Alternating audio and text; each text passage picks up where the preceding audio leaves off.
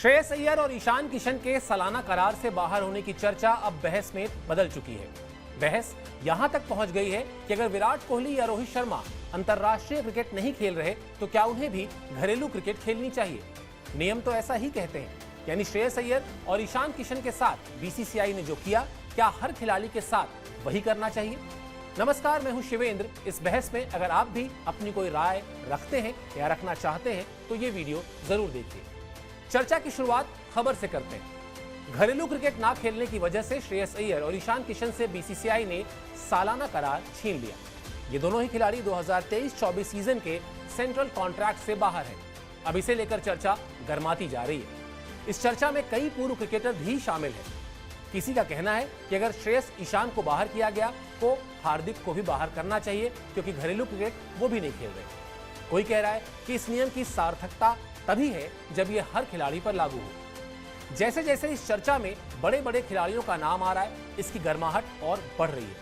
कुल मिलाकर चर्चा बहस में तब्दील हो गई है और बहस अब यहां तक पहुंच गई है कि अगर विराट कोहली या रोहित शर्मा अंतर्राष्ट्रीय क्रिकेट नहीं खेल रहे हैं तो क्या उन्हें भी घरेलू क्रिकेट खेलनी चाहिए। नियम तो ऐसा ही कहते हैं। इस चर्चा में जाने से पहले हिंदी और अंग्रेजी के 3 शब्दों को समझ लेते हैं। पहला लॉजिकल यानी तार्किक, दूसरा प्रासंगिक यानी रेलेवेंट और तीसरा व्यवहारिक यानी प्रैक्टिकल।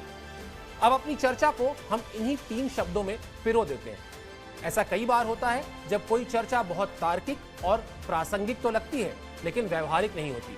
मतलब रेलेवेंट और लॉजिकल तो लगती है लेकिन प्रैक्टिकल नहीं होती। बस यही हाल इस बहस का भी है, क्योंकि रोहित शर्मा या विराट कोहली के घरेलू क्रिकेट खेलने की बात प्रैक्टिकल यानी व्यवहारिक ही नहीं है। आपकी सहूलियत के लिए इस मामले को संक्षेप में एक बार फिर समझ लेते हैं। श्रेयस अय्यर और ईशान किशन दोनों ने बोर्ड के कई बार कहने के बाद भी खुद को घरेलू क्रिकेट से दूर रखा। बस इसी बात से नाराज होकर इन दोनों को सेंट्रल कॉन्ट्रैक्ट से बाहर किया गया। लेकिन क्या यह नियम आप रोहित शर्मा या विराट कोहली पर भी लागू करेंगे? ये सोचना इसलिए व्यवहारिक नहीं है क्योंकि यहाँ मामला सीधा सीधा खिलाड़ियों के अनुभव और उनकी साख से जुड़ा हुआ है। रोहित शर्मा और विराट कोहली ने 1.5 दशक में ये साख कमाई है। इन दोनों को टीम की कमान ऐसे ही नहीं सौंपी गई। इन दोनों ने इस खेल के लिए अपनी कमिटमेंट दिखाई है। भारत को दर्जनों मैच जिताए हैं, विश्व क्रिकेट में अपनी धूम मचाई है, रिकॉर्ड बुक के कई पन्नों पर अपना नाम दर्ज कराया है।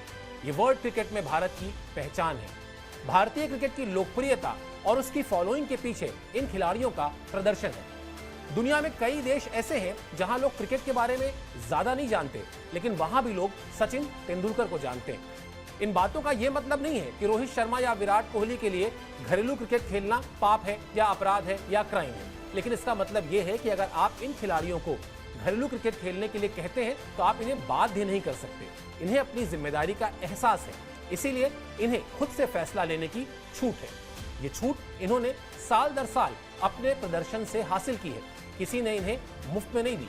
यानी 100 की सीधी बात एक है कि बीसीसीआई रोहित शर्मा या विराट कोहली जैसे खिलाड़ी को भी उन्हीं नियमों में बांध नहीं सकती जो उन्होंने श्रेयस अय्यर या ईशान किशन के लिए बनाया है। बीसीसीआई का ऐसा मकसद भी नहीं, क्योंकि यह भी समझना जरूरी है कि बीसीसीआई ने श्रेयस अय्यर और ईशान किशन को सेंट्रल कॉन्ट्रैक्ट से बाहर रखकर कोई बदला नहीं निकाला है। श्रेयस अय्यर के वर्ल्ड कप के प्रदर्शन पर हर कोई बात कर रहा है, लेकिन यह भी देखना चाहिए कि भारतीय टीम मैनेजमेंट और बीसीसीआई ने कितने दिन तक वर्ल्ड कप से पहले उनका इंतजार किया। वैसे भी यह फैसला नए खिलाड़ियों को संदेश देने के लिए दिया गया है। स्कूल के दिनों को याद कीजिए, कई बार टीचर क्लास के अच्छे बच्चों को सिर्फ इसलिए भी डांट देते थे कि शरारती बच्चों पर लगाम रहे। उन्हें इस बात की फिक्र रहे कि जब अच्छों को डांट पड़ सकती है तो उनकी गलती पकड़ी गई तो क्या होगा। बोर्ड के इस फैसले के बाद उन खिलाड़ियों में यह डर हमेशा रहेगा जो आईपीएल के लिए वाकई घरेलू क्रिकेट की अनदेखी करने की सोचते हैं। इसके अलावा खिलाड़ी घरेलू क्रिकेट के महत्व को अच्छी तरह समझेंगे। ये मत भूलिएगा कि बोर्ड खुद भी वर्कलोड मैनेजमेंट की पॉलिसी मानता है, वरना जसप्रीत बुमराह को मुश्किल परिस्थितियों के बाद भी चौथे टेस्ट मैच में आराम नहीं दिया जाता।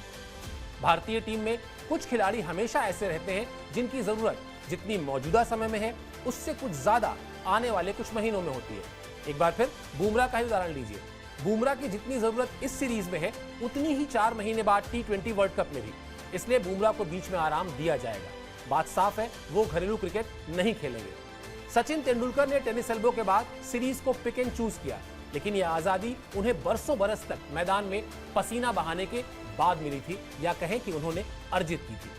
कुछ ऐसी ही बहस खिलाड़ियों की फिटनेस को लेकर भी होती है, जब कुछ खिलाड़ियों को घरेलू क्रिकेट में फिटनेस साबित किए बिना सीधे टीम इंडिया में जगह मिलती है। वहां भी यही नियम लागू होता है और यह नियम खिलाड़ियों की साख से जुड़ा हुआ है।